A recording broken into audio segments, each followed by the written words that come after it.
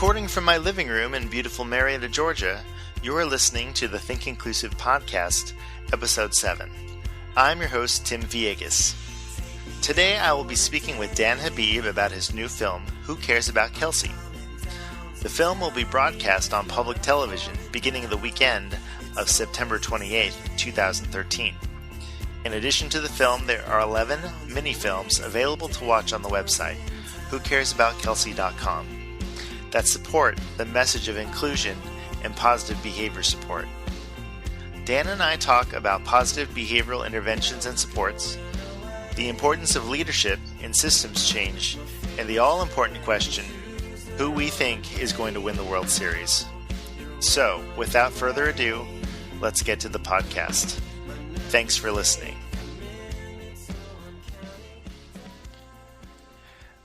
Joining us today on the Think Inclusive podcast is Dan Habib.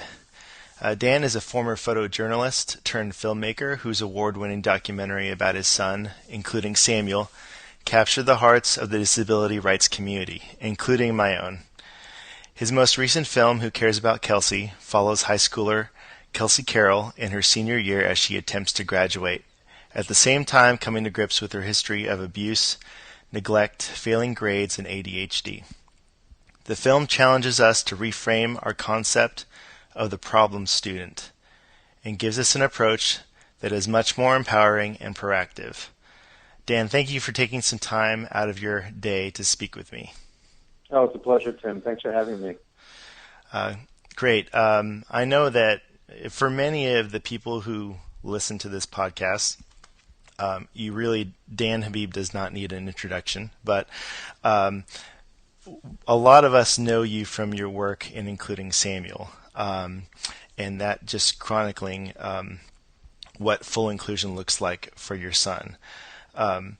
What kind of connections do you think can be made from your first documentary, Including Samuel, to what your most recent, Who Cares About Kelsey? Do you see that there are similar themes about inclusion, about never giving up on a student, and were those intentional at all?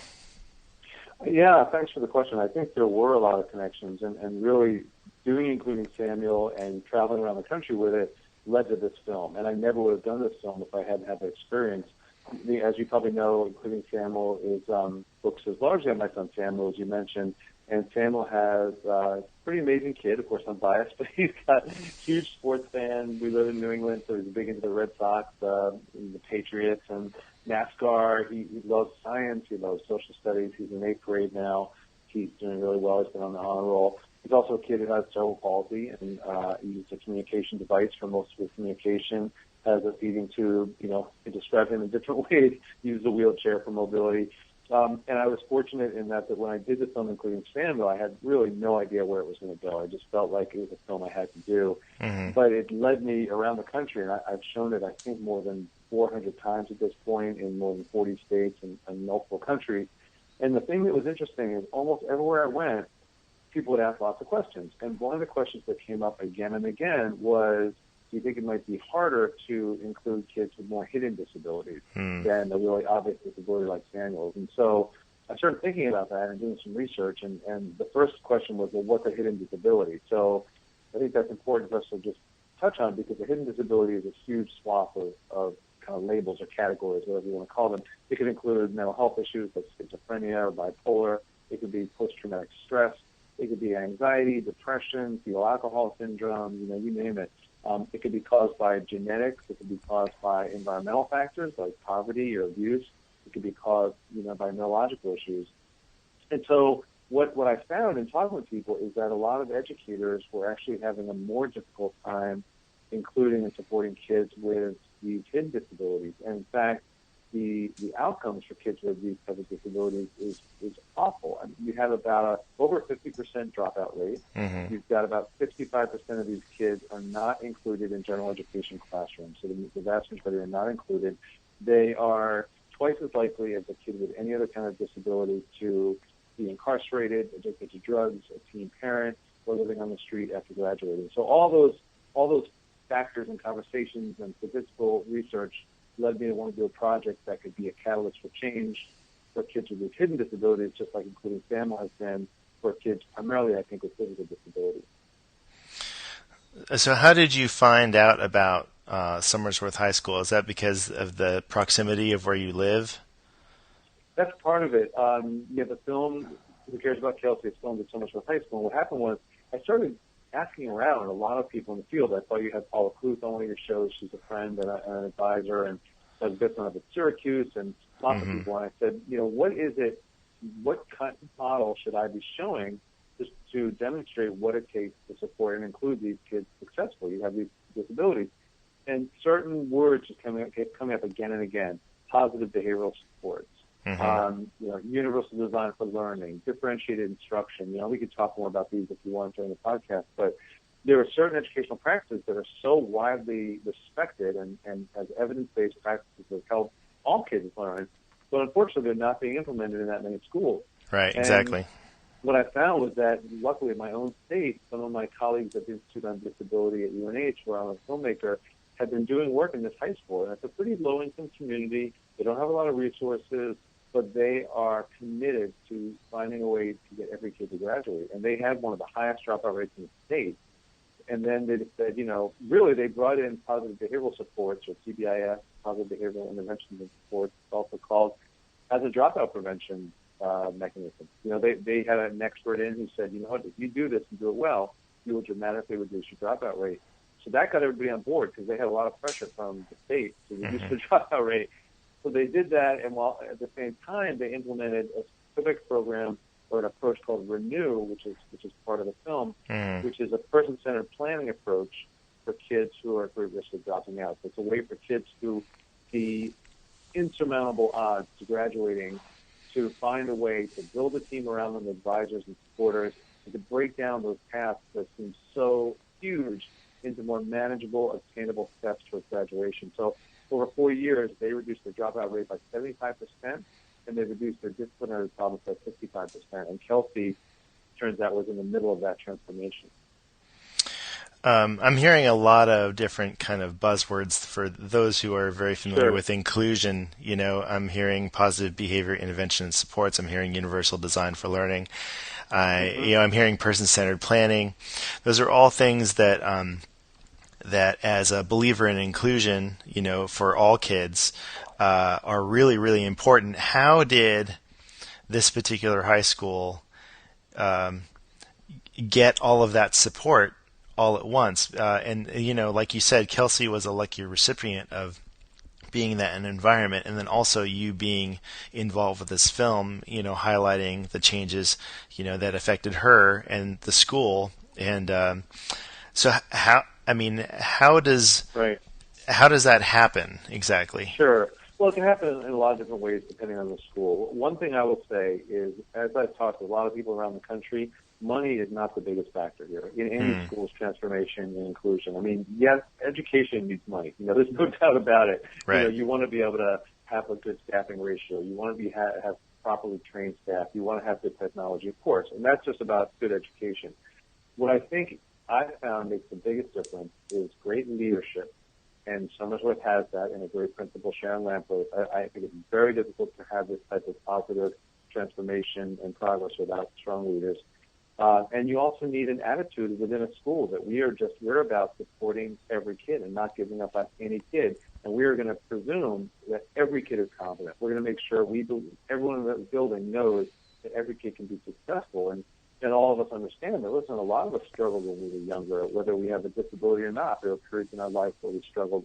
And, you got to get kids through those bumps. So specifically in Somersworth, there was a New Hampshire Department of Education grant that incentivized positive behavioral supports, because that's an approach that is seen as a practice that's effective across the country. And maybe we can talk just about what it is in a minute. But once that was incentivized, they were able to get some training for their staff, and that was certainly helpful. The fact that there was somebody to help facilitate the process from UNH, from the Institute on Disability, was extremely helpful. But I'd say really the capacity has to be built internally, and ultimately that's what happened at Somersworth. They weren't relying on outside consultants for years.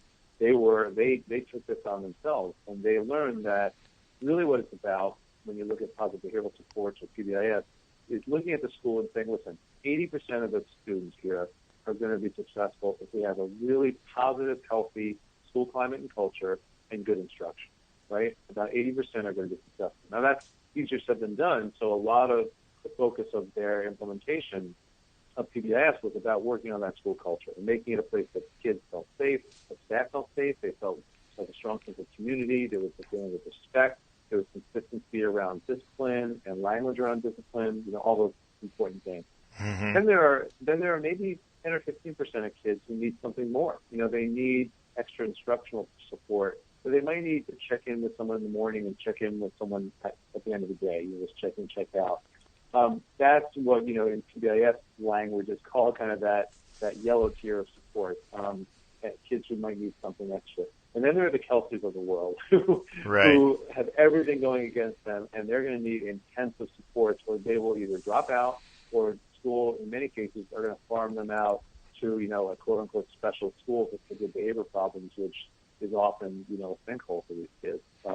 They're just around lots of kids with really challenging behavior, and that's just not a really good roadmap. So, Kelsey was a kid that has severe ADHD. She also deals with depression and anxiety.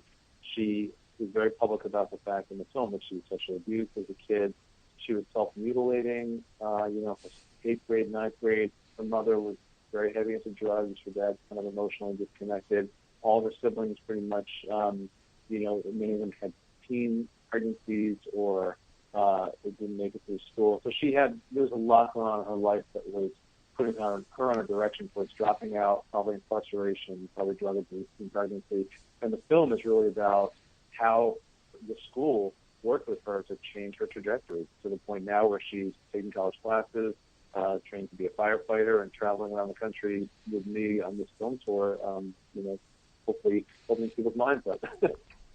Yeah, it's great to see the transformation that Kelsey goes through, at the end of the film. I don't want to give away too much, but it's okay. Now, people hopefully will catch it on public television. They can see it there. That's right. And since you brought that up, September 28th, it's going to be on public television, but not everywhere. It's only going to be at certain cities. Is that correct? Yeah. The best way to know if it's going to be in your listeners' area is to go to our website, whocaresaboutKelsey.com. There's a big red public broadcast label right on the front, and just click on that, and it lists where all the broadcasts are happening and when all around the country on public television.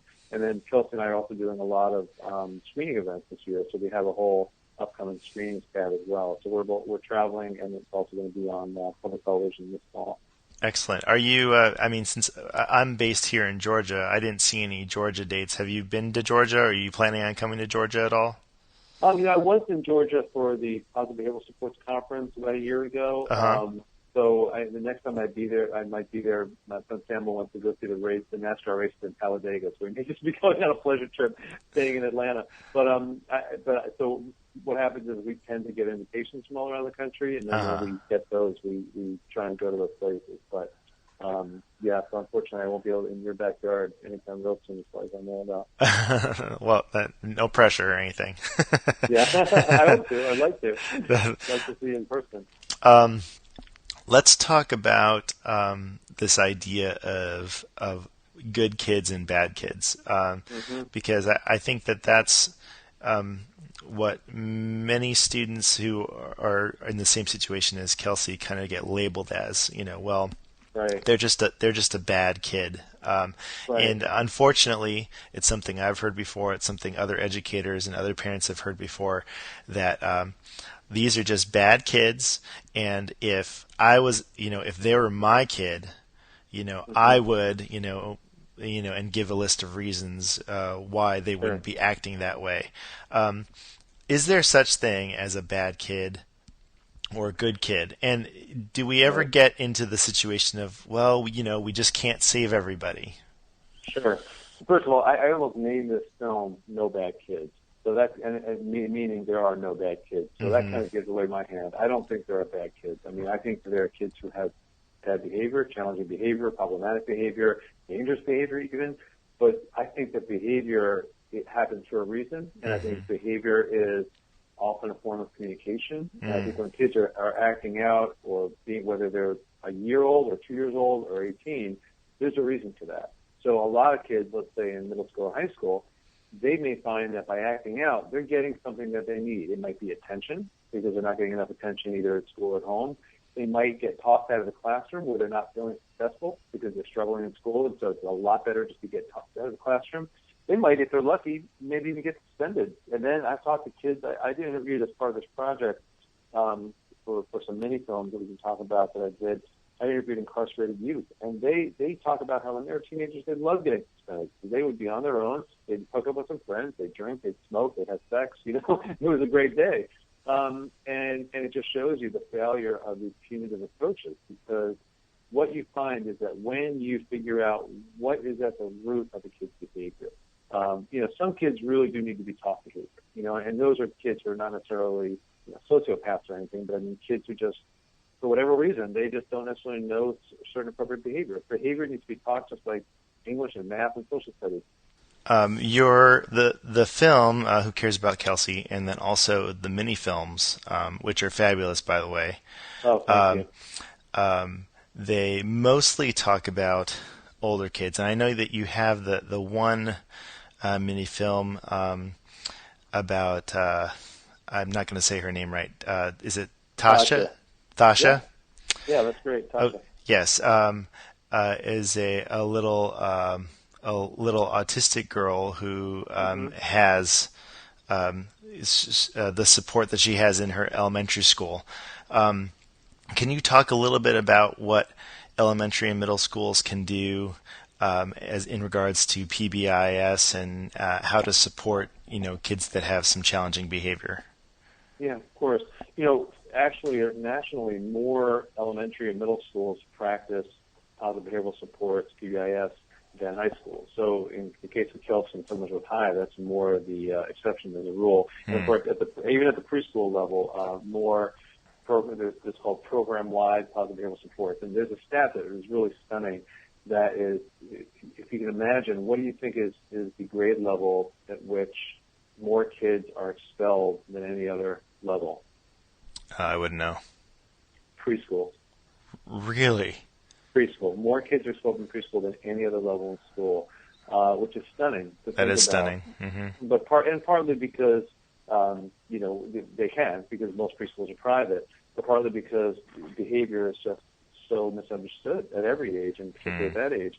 So you know, I think at the elementary and middle school level, many of the practices that I tried to show in the film and the mini films that you mentioned, which people, by the way, can watch on our website for free. If you go to our whocaresaboutKelsey.com, there's a whole multimedia section that you probably found that has all these films. The Kelsey story was dramatic, and it covered a lot of ground, but I wanted to cover even more ground, and I wanted to show things like a kid like Marcel. Actually, Marcel is a film that's just on the education kit that we sell, but I'll just tell you briefly. That one looks largely at racial disparities in discipline, because there's tremendous racial disparity as well. African-American boys are disciplined and punished at a much higher rate than white kids. So you see that in his story. You also see a kid who escalates very quickly and intensely to violence, and how the school handles that in a really amazing way by saying, you know, what is at the root of this behavior? And there's something called a functional behavioral assessment that's done, particularly when kids are younger, but it can be done anytime, where you have a kid with really challenging behavior, like a Marcel or a Taja, and you say, well, let's track when this behavior occurs. Let's really track it for a couple of weeks and do some research and say, let's look for everything that happens before the behavior occurs, and really look and see, is there something that's triggering that challenging behavior, and is there a way to eliminate that trigger? So for a kid like Taja, who's the girl with autism that you mentioned, where she goes to a school that has positive behavioral supports, has incredible staff. They use augmented communication devices for kids like Taja. She has access to one. But basically, they found that one of her triggers was the word no. That they realized after tracking this for a while that every time someone said no, she would have a behavior. Now, you might say, well, you got to say no, right?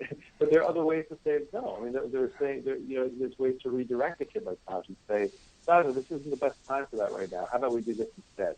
Now, you didn't say no, and she actually responded very well to that. So the other thing that I tried to look at was, are there critical times in kids' lives where things go awry? And what I found in interviewing the 6 incarcerated youth that I made short films about is that often it was middle school. And often it was because they weren't necessarily the troublemakers, but they were kids like Tariq, who was coming to school drunk every day in 7th grade, and nobody noticed. So he'd be in the back of the room sleeping.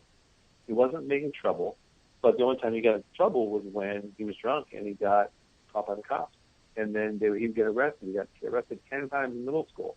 So here's a kid that obviously needed some help, obviously needed some more proactive intervention, and he wasn't getting it. All he was getting was punished. So to me, those were incredibly insightful, these interviews, and these were just incredibly powerful and eloquent people to talk about what happened in their life.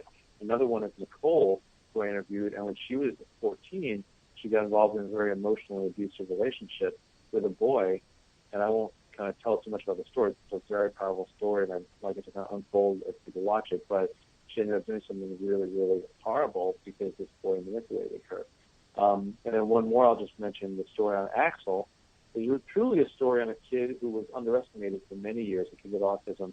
And then when he went to this new school, coincidentally also in Somersworth, they worked so hard to give him the communication tools he needed. And for many kids who don't have good access to communication tools, like a device or some type of system, the only way they can show what they want is by acting out or yelling or having some behavior. You know, it's this desperate attempt to say, pay attention to me, I'm trying to tell you something. So and my own film, Sandal, has a communication device. I'm a huge believer in working extremely hard to get kids access to that. I did a film on restraint and seclusion, which people can also watch on the site, that was funded through a grant from Cash. And the stories there are so painful because kids who didn't have access to communication were really abused for years because A, they couldn't express what they really needed or wanted, and B, they couldn't really tell anybody that they were being restrained and secluded in their abusive ways at school. So it's an awful story, but an important one, I think, to tell. Yeah, I mean, everything that you're bringing up is so important, especially for educators to understand that there are so many things behind the way that a student behaves, and also something that we kind of assume when we talk about functional behavior assessments or analyzing behavior is that behavior is this negative thing when it's really not only negative or only positive. It's really a mixture of things, and just like you or I and what we do and what we're motivated by, it's never all one positive good thing or not all one positive negative thing. Everything overlaps, meanings overlap, so it's a much more complicated issue, and especially when you have students who are nonverbal, right? If you don't have if they don't have a functional communication system, then you're going to see a lot of things that are going to be interpreted as negative. Right. And also, I'm not sure if this ever comes up in the film or any of the mini films, but health is also a huge reason for someone to quote unquote act out.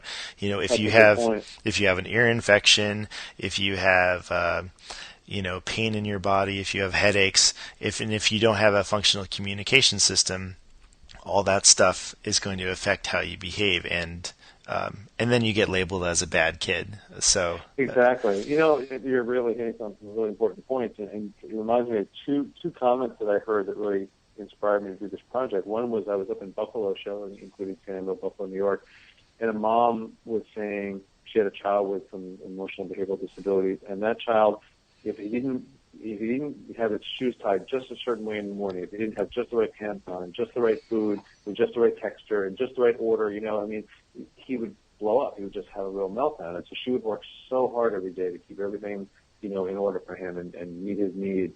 And it would take so long, but she would get him out the door, and then some days he might still be out with her and have some challenging behavior, and she would get judged for being a bad mom. So it's about the kids being judged, and it's also about the parents often being judged for their kids' behavior. And this mom was just crying and saying, they don't even know what I do just to get my kid out the door every day.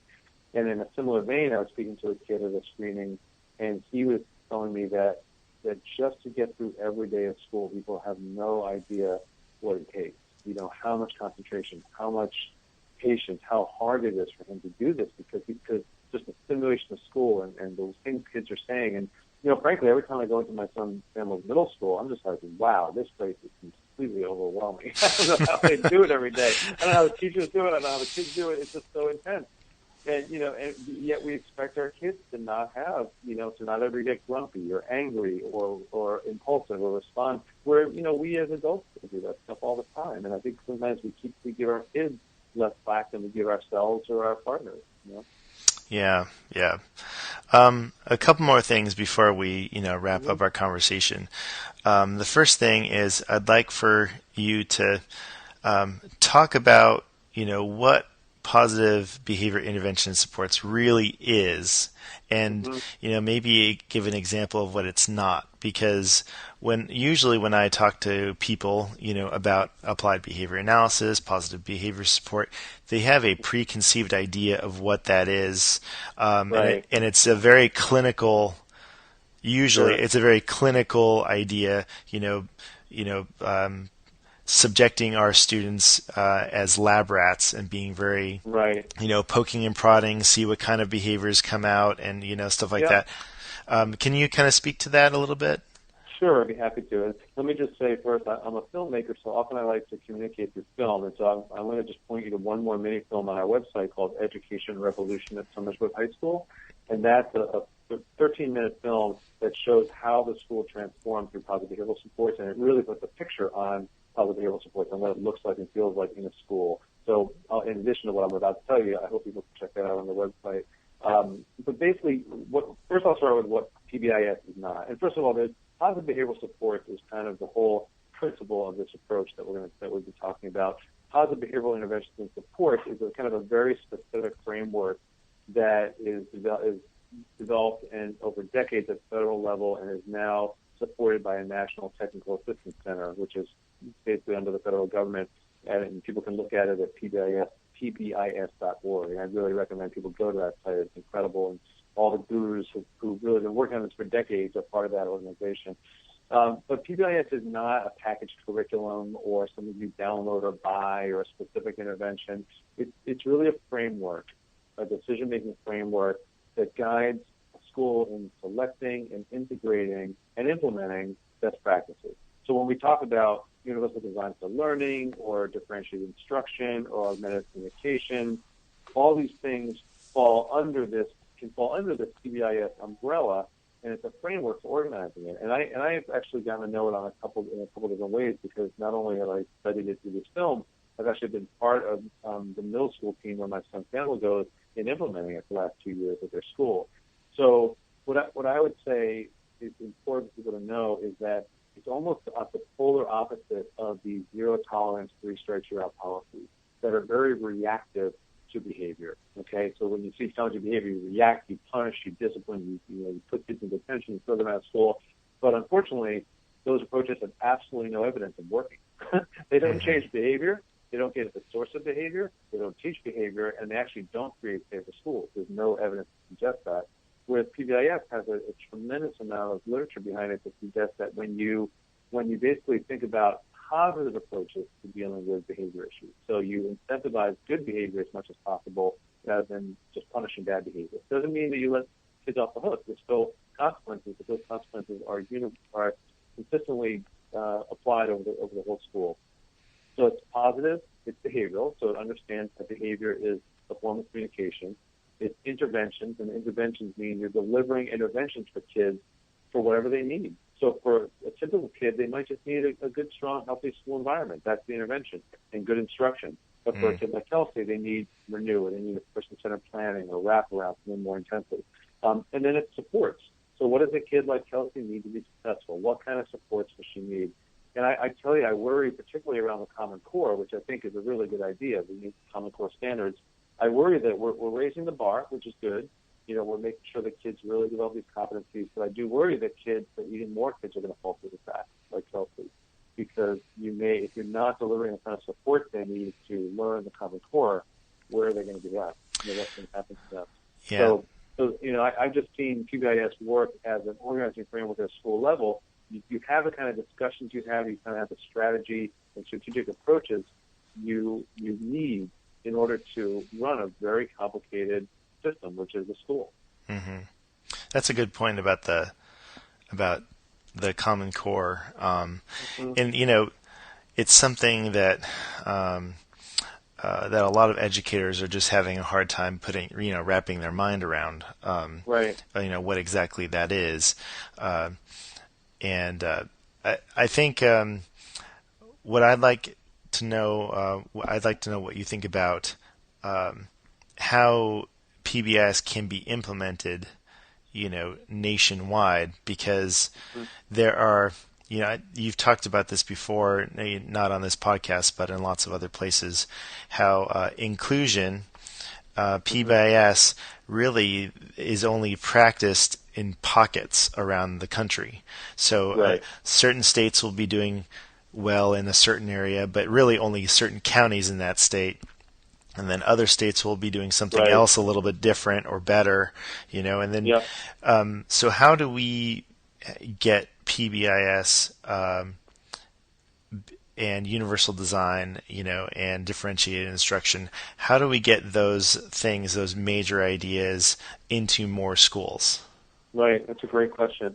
Well, there's several thoughts that come to mind. One is that I think we need to educate our leaders at the state and federal level. And many at the federal level really already get this because I've had a chance to talk to a lot of them. But at the state level, really demonstrate the evidence that these approaches improve student achievement. Because I think that so much of this comes down to student achievement. And as it should, you want kids to be successful.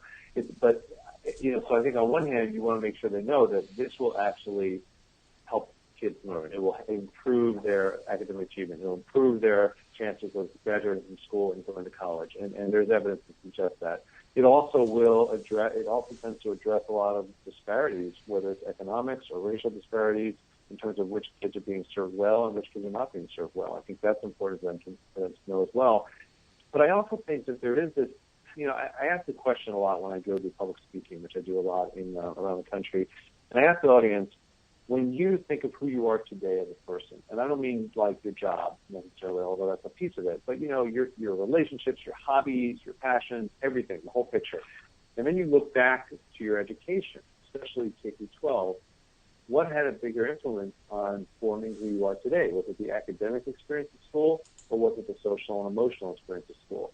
And do you want to guess what the ratio typically is? I'm sure it's more social emotional. It's like 98% Yeah, social and emotional. yeah, And what's interesting about that is if you ask the same question, say, well, how much of our time do we spend in schools focused on academics versus social and emotional? It's going to probably be 98% academic. So I think part of this is also looking more holistically at our kids and who we want them to become as adults, and realizing that focusing on behavior is a really good and productive thing. It's a very healthy way to spend time, supporting our kids and helping them be successful. And they need to learn social and emotional skills in order to navigate a lot of challenges in life, academic and otherwise. So that's one thing. I think that's just general awareness.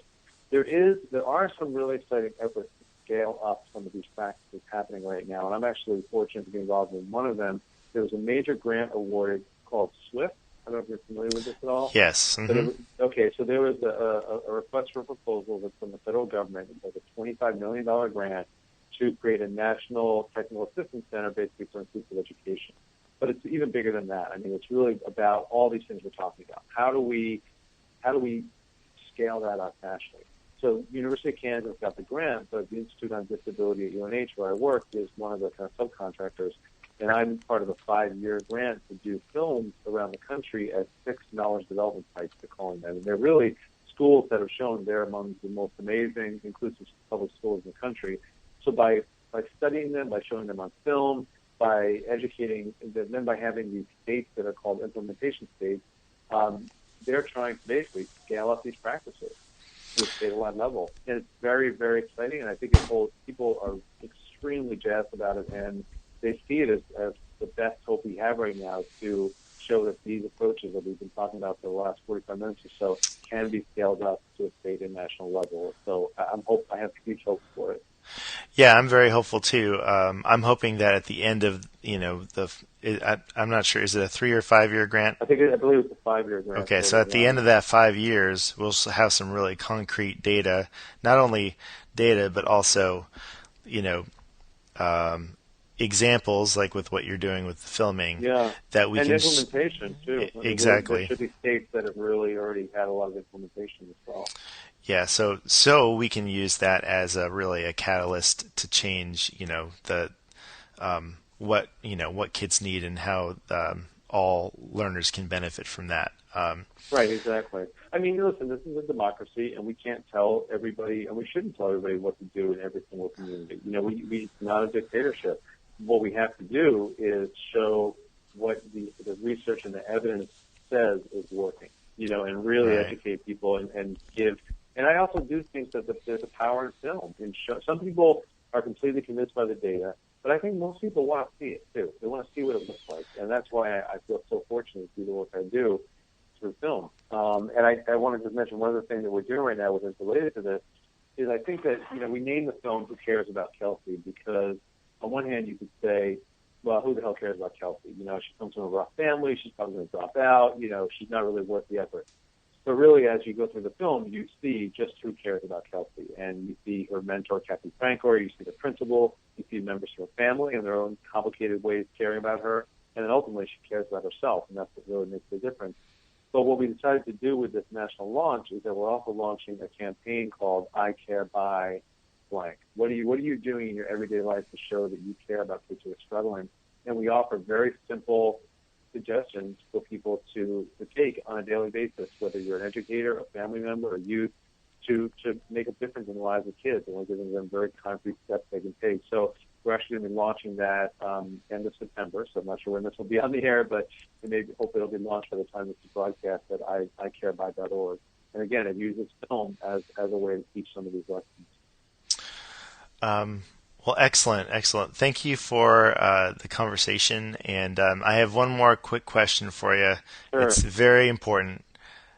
Are the Red Sox going to win the World Series? I sure hope so. We just watched the game tonight, and they beat the Orioles. So depending on when this actually airs, we're hoping that the listeners will be watching them in the American League Championship Series winning, and then go to the World Series.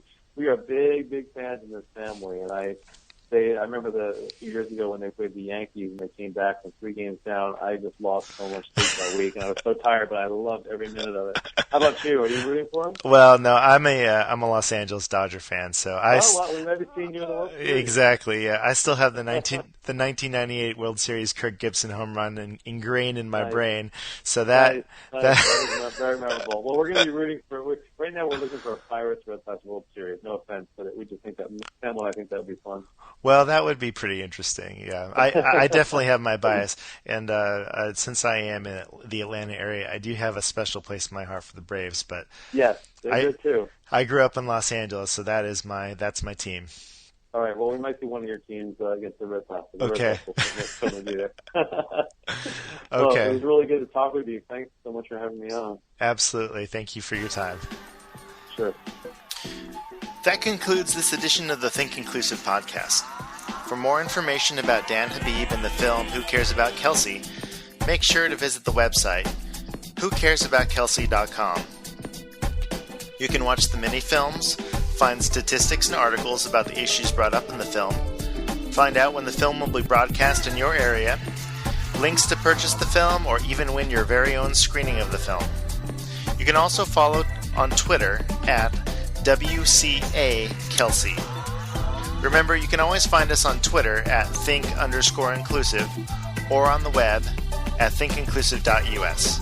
Today's show was produced by myself, talking into USB headphones using a newly refurbished MacBook Pro, GarageBand, and a Skype account. Bumper music by Jose Galvez with the song Press. You can find it on iTunes.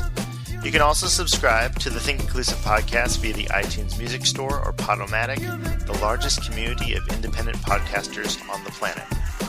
From Marietta, Georgia, please join us again on the Think Inclusive podcast. Thanks for your time and attention. At Bombas, we make socks, underwear, and T-shirts that feel good and do good. They feel good because they're designed with the softest materials and comfort innovations. They do good because for every item you purchase, we donate another item to someone who needs it. So far, we at Bombas have donated over 75 million items, and your purchases add to that impact. Go to bombas.com/ACAST and use code ACAST for 20% off your first purchase. That's BOMBAS.com/ACAST and use code ACAST at checkout.